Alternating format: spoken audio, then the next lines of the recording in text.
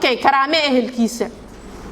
qodobka 10aad oo ah qodobka ugu dambeeyo 10kii qodob ee aan ku hananaynay ragga karaame ehelkiisa see ku karaameyn karnaa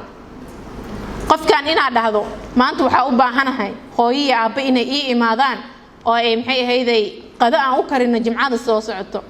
asaga adoon ka imaanin wax qarashana xabiibi adiga ha ii dhiibin aniga aan dabaraay waa wax wanaaga soo maahan لأن أديك هوايدا مركي كوي مانيسو مانك هوايدا كوسو صعتو غوريغاغا waa laga dareemaya asaga hooyadii waa hooyada ayo kale qof aad jeceshahay oo raqbaadkaaga iyo baahida aad qabtay ku dhameystiray eeba dhashay maxaa u xumeynay oo ceyrine oo hooyada uga jeclaanay hooyada way ku dhashay ayadana xaq ku leedahay asagana hooyadana xaq ku leedahay لأن zawjkaaga hooyadiis waa hooyada soo maahan inaad karaamayso ehelkiisa oo dhan walaashiis aadan colaysanin maxaan anaga guriyeen Soomaalida dumaashi ma fiicnaan dhahna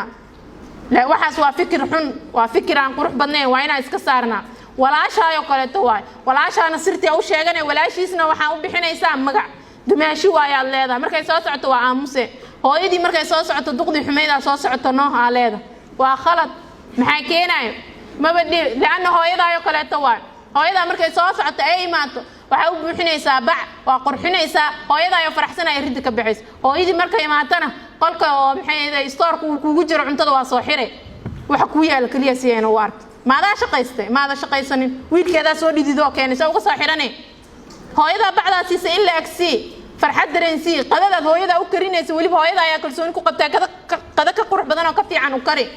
hadiyad waa inaan siisaa ay kugu kasbataa qalbigeeda laana waa waalid adooba ninkaanay dhashay kaliya aan u xiriirinaynin waalid ahaan u xiriiri laana waxay ku dhashay dib la'aan soo maahan inaadan colaysanin hooyadiis walaashiis aabi inta idil ay ku sinaadaan hooyada iyo hooyadii walaasha iyo walaashii aabaha iyo aabihi laana kulligood waa wada ehel adiga fiiri qow isweydii oo kaliya ninkan aasaas u jeceshahay ilmahaaga aabahood ah miyuu imaan lahaa ma dhalan lahaa hadaynan maamadan dhali lahayn maya ha u bixinin magac xun ha ku dhihin habartii heblayda soo socoto hooyadaan hooyo macanta hadin subax marka hooyada wacda salaan iyadana bariid hooy seetan barideen hadiidan isla nooleen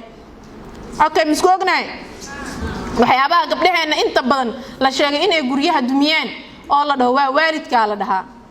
ma aha waalidka been waay waxaas qalbiga ka dhaadhicinay hooyada gurigaaga aad imka duminay way jirtaa qof dabci xun oo ilaahay dabci uu siiyo way dhici kartaa laakiin adiga waa lagu dhawlay tawaadu cusub adiga maanta hadaa xumaato hooyada ma ku tuuri kartaa aniga hadaan ilmo dhala aniga ilmaha aan dhalay maanta si walba duu xiyamay ma kala har karnaani asaga kamithli hada sidaas oo kale la ka soo qaad hadaad ayada ay xun tahay aaminsano inaan kala hareynin laana awlaadaada hooyadood waayo awlaadaada ayadood sina ma kaaga hareyso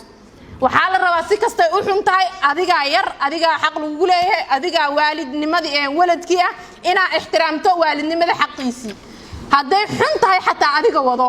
ina xumaanayso qofkan uu dabci kulul yeelan karo ama dumaashida ha ahaato ama sadohda ha ahaato waa wax jiri kara laakiin adiga waxa lagu diidan yahay inaad gurigaaga u dumiso oo aad ka tira badbadiso oo dhahdo waa sidan habartaan aan guriga uga noolaan karin hooyadiis leenaba ka noolaan karin waa khalad waxaas ma jirto hooyadaaba waa ka noolaanaysaa hooyadiis waxay kugu beenaysaa malahan laakiin nafsadeena aaminsan waxaas